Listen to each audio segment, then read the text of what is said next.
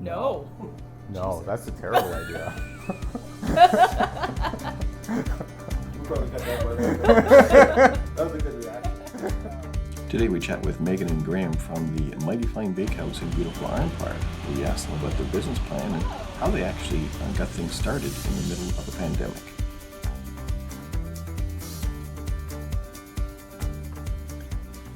I'm Megan O'Connor. My name's Graham Compon. Looking for a building that would allow us to live and work in the same space so that it kept costs down. And basically we looked sort of pretty much everywhere in Ontario. There's a lot available, but a lot of it was dependent on how much work would have to be done in order to convert it into a bakery, and obviously like taxes and things like that, as well as what was available in the town already. So we had noticed that one of the long-time bakeries here had been for sale for a little while. We weren't particularly interested in taking over another business because we wanted to really do our own thing. All right, well, we've both been cooking for 16 years now. I started working as a registered apprentice through high school. I got an opportunity to move to the UK, which is where I met Megan. It was the fourth largest hotel in the UK, working for Gary Rhodes. And that's where I really learned a lot more of the English basics and a lot more of the mise en place, and actually making sure everything's clean and tidy and up to standards, because hotel work is a lot different than restaurant work, as you all know. So we moved out here, and since then I was a sous chef at SoCo when they opened. I helped out Whole Foods for just about a year, and then I went to a retirement home, as well as the Beechwood Gastro Pub, and time and again. Started out working at the Sconewich, so I did cafe work for about 5 years. Then I transitioned over to Le Cordon Bleu for the pastry program. I also worked in a couple small restaurants in Ottawa, like downtown, before moving over to more production work. I worked at the Red Apron for about a year.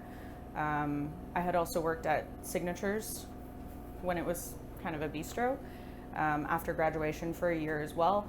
Then I took a vacation to London to visit a friend of mine and did a stage at the Cumberland Hotel. They offered me a job, and I had never lived outside of Ottawa before, so I was like, sure, that sounds like a good baby step. So I moved to England. We actually ended up moving down to the south of England after a little while. We lived in the middle of nowhere, worked in a couple places down there. It was a weird experience, but amazing, highly recommended. Then we moved to Calgary, worked for Darren McLean in Calgary for a year and a half. Then we moved here. I started working at Whole Foods to try to work in their bread department, but I ran their pastry department for about a year and a half, 2 years. I think it was 2 years. Then I worked at the Wild Oat, did sourdough and bread work there, and then went to Time and Again. Started looking at opening up our own business. It was probably 2 years ago, 2.5 years ago. Yeah, that was when we started looking for a location and working on the business plan. Yeah, we'd always wanted to open up our own place. It's just a matter of where and when. And we were working for Time and Again at the time, and we were doing 20-hour shifts. And then we kind of got to the point where it was like, if we're doing this for other people, let's just do this for ourselves. And so we started looking into some other things, and we figured out Futurepreneur and the BDC, and we got some loans from them, and we talked to some family members, and we were really lucky, in which case they wanted to help invest in us. And we're obviously paying everybody back, but it's just a matter of time and effort. So it was about 2 years ago. We opened January 30th, or we bought this property as of August 9th, 2019. And I stepped down as full-time catering chef and started ripping this place apart and rebuilding it myself, which was exciting. And we ended up opening January 31st, 2020. And we were open for 6 weeks as a cafe with 22 seats, where we were serving soup, sandwiches, and salads. Yeah. Yep. Yeah. We wanted to be able to run it just the two of us as long as possible, so that we had kind of the flexibility to be able to make adjustments and not like our goal was sort of to pay down as much stuff as possible before we hire anyone. So we sort of immediately were like, we'll serve out the front window because it slides, we can do it. And we had a big display window in the middle, so we were like, put all our food there. Yeah, so just call it done. We did that, and we were fortunate in the sense that we had made the decision to not close before anything was mandated by the government. We'll try it and we'll see how it works. And we were kind of the only place you could walk up. So that was really great. That was something that we wanted to offer. We knew that places like Tim Hortons were only offering drive-through, and that people were very frustrated because if you don't have a car, which I don't drive, so I understand that, the sadness of not being able to walk up and get coffee. So we were like, look, we have coffee, we can make pastries, we make bread, which is a staple food. So we want people to be able to feel like there's something that exists that isn't weird, if you know what I mean. That was the whole reason. Like we had initially opened with the intention of having a cafe because we wanted people to come in and see their friends and it be like a communal space. And that was happening. It was so great when people would be standing in line and they all knew each other. That's what we liked about the small town. Was the idea was to, like, we wanted to be part of a community, since when you work in the food industry, you don't spend a lot of time with friends. You spend time with your kitchen folk. And so we wanted to be out serving the public, get to know them. And by doing the window thing, it just meant that we could still be there for people. And they loved it. It was great. Yeah. People were really happy. As far as our business goes. Well, people were really happy they could go to a place and feel like they accomplished a task. Because a lot of the problem was everything was closed. And if you can't go out and walk your dog because you don't have a dog, then what else are you supposed to do, right? Or we'd have parents who would feel stressed out about kids, or kids who were feeling stressed out about being locked inside. So families would come up and they'd get, cookies and lemonade and it felt normal. People still come in and do that. I feel like, Sam Malone from Cheers, because people come in, I know them all by name. And we had always intended, once we had staff, to start doing like either weekly meals or like freezer meals for people, because we do recognize that a lot of people don't know how to cook. And there are lots of restaurants where you can get takeout, which is great, but we sort of focus on food that's really delicious, that's like a little bit healthier. You can't take out all the time. So we kind of realized, like, okay, right now everyone's eating takeout, which is great. It was amazing how people suddenly just were really insistent on supporting the small businesses in the town, particularly the restaurants. But you can't just eat the same stuff all the time. You can't have pizza every night, you can't have burgers every night. So we wanted to offer like salads that were really reasonable priced. We had the advantage of, because our overhead is a lot lower and we were working with directly with local farmers, we're able to keep our prices a little bit lower for people, so that it can be a thing where they could come and buy food for a couple of days and not feel like break the bank. He did most of it. We figured it out with Futurepreneur. Yeah, they Futurepreneur have a fantastic website, but all the numbers were... It's like a builder. Where you just work through the questions and it basically creates a business plan for you. So that's what we went through. Would you advise anybody to start a business without a business plan? No. No, that's a terrible idea. It helps you formalize your thoughts in order to figure out exactly what you want to do, and it also figures out what your numbers are going to be, or potential numbers can be, in order for you to figure out all the rest of your the numbers costs. part is really hard, but at least when you look at sort of food prices, the types of things that you want to sell, your running costs, then it gives you an idea of how much you obviously have to sell in order to I definitely couldn't have built it without stay the afloat. experience in the industry.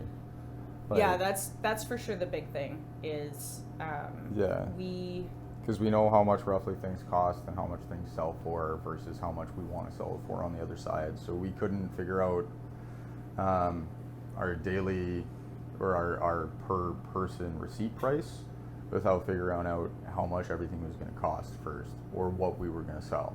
So it's one thing to just say, I'm going to open a restaurant, but it's a matter of how much and how often you can sell things in order to figure out on the other end.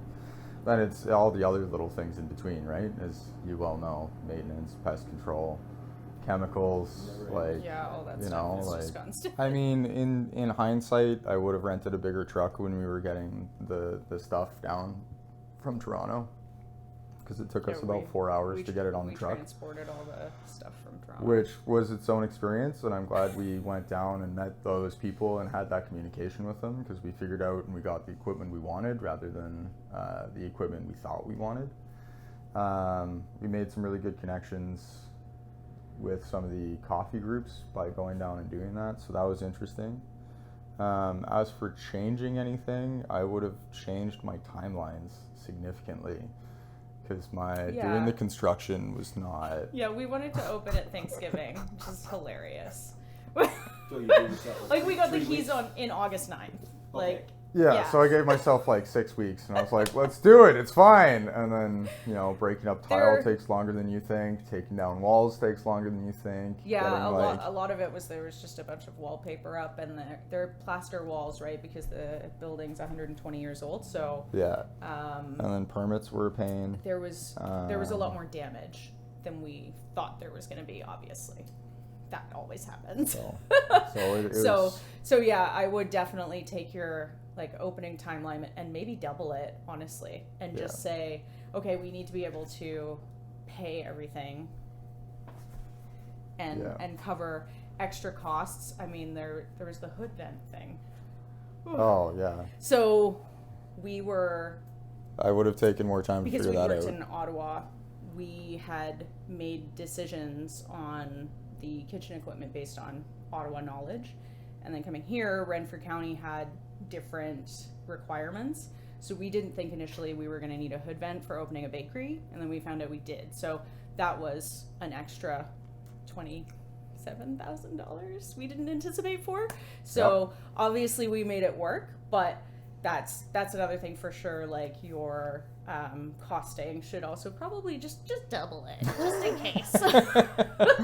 Yeah, we cut out a lot of things that we thought we needed that turns out weren't necessary, and we eventually purchased them later. Like the sheeter, we purchased probably 6 or 8 months in. Croissants by hand for 6 months, 7 months. Used to it, and it just got to the point where I was like, okay, well, I need to really be realistic about this. If I want to produce more, then we need to invest in all of these. There's little things that you don't really learn until you're already in it. And you're like, well, we're here now. Yeah. There's no going back.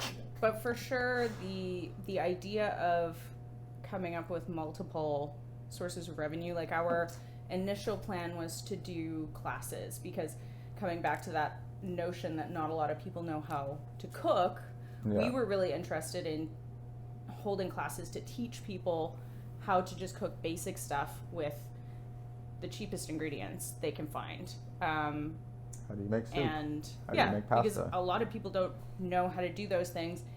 And starting out, learning how to hold a knife, all of that stuff it can be really scary for people. And so we wanted to do that in addition to the take-home meals, the baked goods, the coffee. We did a couple caterings before COVID happened, so we had also decided that doing some caterings was fine. Here and there, it was mostly sandwich pickup, but we also did a couple plated dinners. Having those multiple sources that we already had in mind, and then COVID happening, sort of forcing us to implement things earlier rather than later. Yeah. It gave us some options for sure. That's a really good message. Yeah. That's on concern that people are going to think I'm just going to do my magical patio sit down thing. It's like, Yeah. good for as a core, but you're going to have some spokes in that wheel to. Well, so you guys and already did that. well, that's where it kind of came from, because we always had the thought of doing the take-home meals and doing take-home soups and like having some stuff that's a little bit more less overhead. So like us selling the retail stuff is great for us because it's another source of income that we don't necessarily have to put labor into. Yeah. And it costs more and we don't make as much money off of it, but it's something else to increase the receipt price, and that's the end of the goal, right? And so we started bringing in some chef's knives. We got a contract with for some tools, so for like better whisks, peelers, petty knives, bowls, stuff like that. We haven't really brought a whole lot of it in yet, but it's just a matter of making sure people know that if they want to talk food, this is the place to come to do it.